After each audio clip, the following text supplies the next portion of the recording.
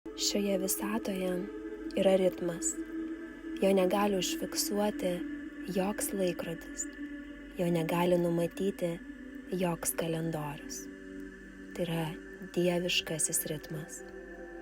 Ir jis juda ne pagal tavo nekantrumą, ne pagal tavo logiką ir ne pagal tavo ego reikalavimus, o pagal kažką be galo išmintingo, be galo plataus.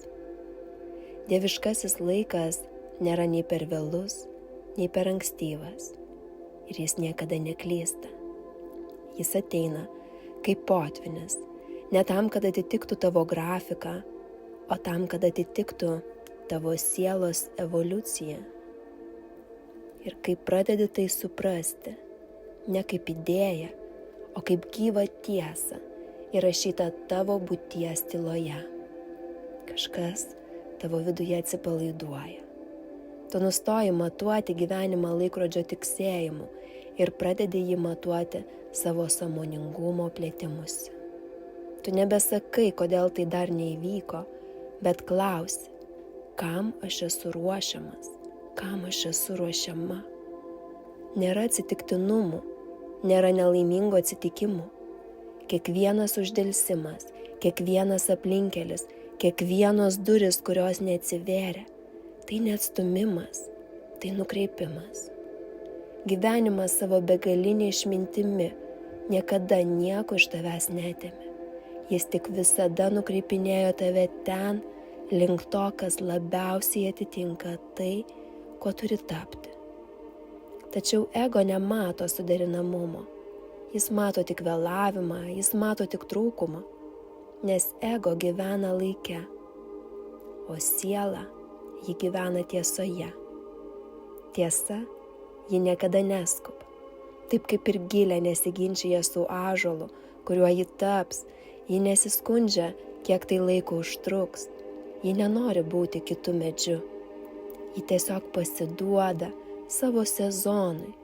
Ji pasitiki tamsia žeme ir tyliais procesais, vykstančiais po žemės paviršiumi. Ta pati turi ir tu. Ir tu niekur nevėluoji. Tu esi čia, kur ir turi būti. O mes kenčiame ne todėl, kad gyvenimas kažką sulaikė nuo mūsų, o todėl, kad mes patys įsikibome į laiką, į lūkesčius, į idėjas, kaip ir kas, kada turi įvykti. Tačiau dieviškasis laikas, jis neprašo tavo plano, jis tiesiog prašo tavo pasitikėjimo. Ir pasitikėjimas jis nėra pasyvus, tai yra galingiausias atsidavimo aktas. Pasitikėti tai reiškia rinktis, tikėti. Tikėti, kad net tada, kai niekas neturi prasmės, viskas vyksta iš tiesų taip, kaip ir turi vykti. Kad net tyloje vyksta judėjimas.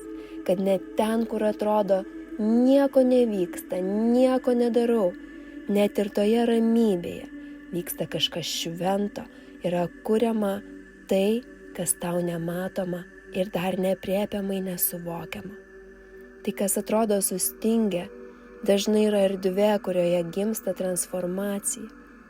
Drugelis jis negimsta todėl, kad vikšras labiau stengiasi, bet jis gimsta todėl, kad jau atėjo laikas.